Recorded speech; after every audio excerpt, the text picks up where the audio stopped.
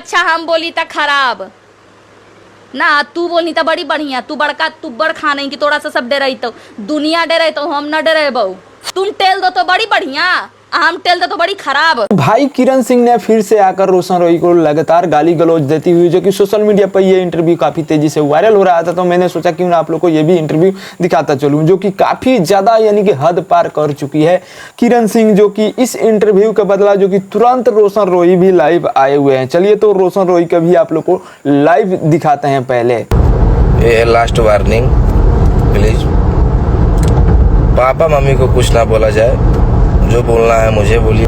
अरे कुछ कर यार, दिन भर ढानकल चलता है लवड़ा नहीं अंदर, कुछ कर दो पैसा जिससे आए।